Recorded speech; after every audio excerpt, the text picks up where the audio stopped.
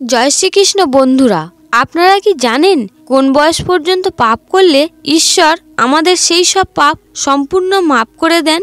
আজকের এই ভিডিওতে জানতে পারবেন।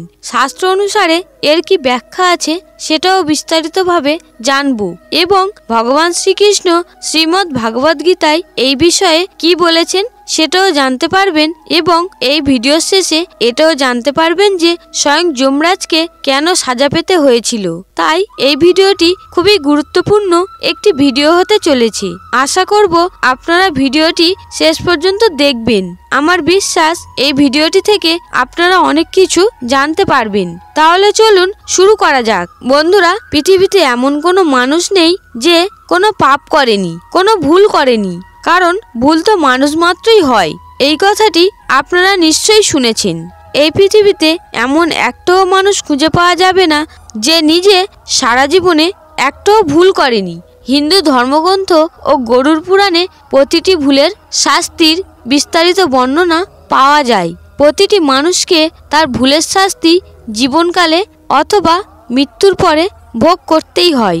কিন্তু আমাদের জীবনে কিছু সময় এমন আছে সে সময়কার করা ভুলের কোনো শাস্তি আমরা পাই না।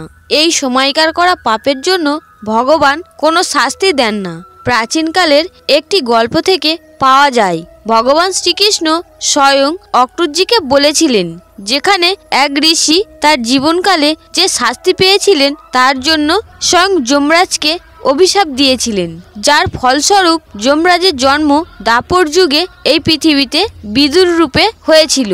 এইবার জেনে নেওয়া যাক আমাদের জীবনে কখন এমন সময় আসে যেই সময়কালে কোনো পাপ করলে সেই পাপের শাস্তি আমাদের ভোগ করতে হয় না।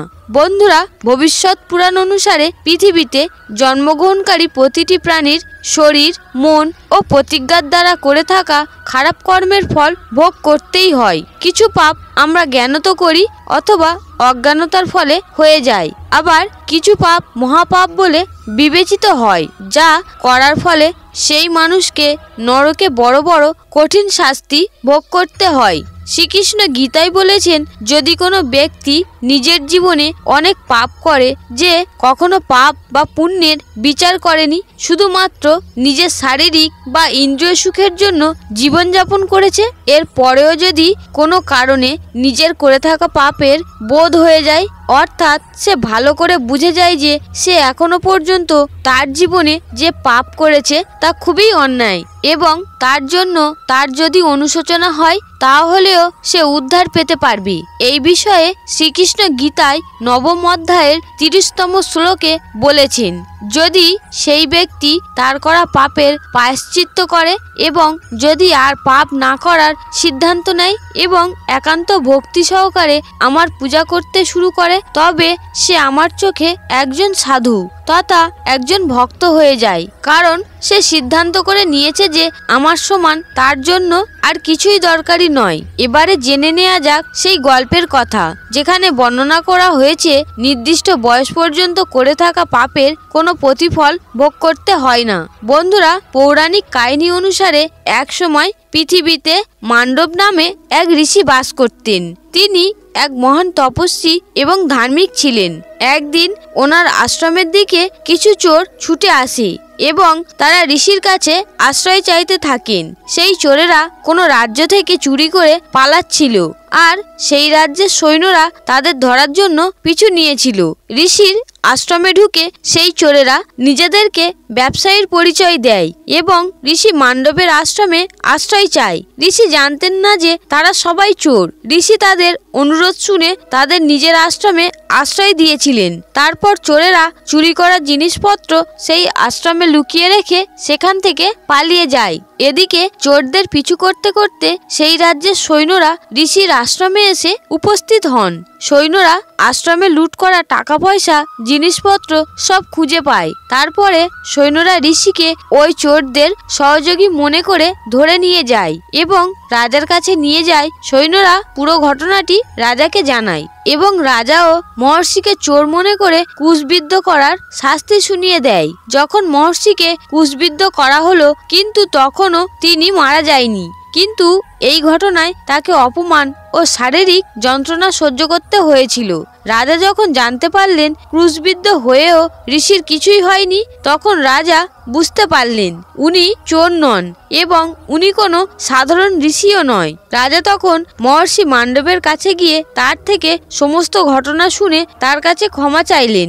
মহর্ষি বললেন, হে রাজন, তুমি শুধু ন্যায় করেছো, তাই আমি তোমাকে ক্ষমা করে দিলাম, কিন্তু ওই ধর্মরাজকে নয়।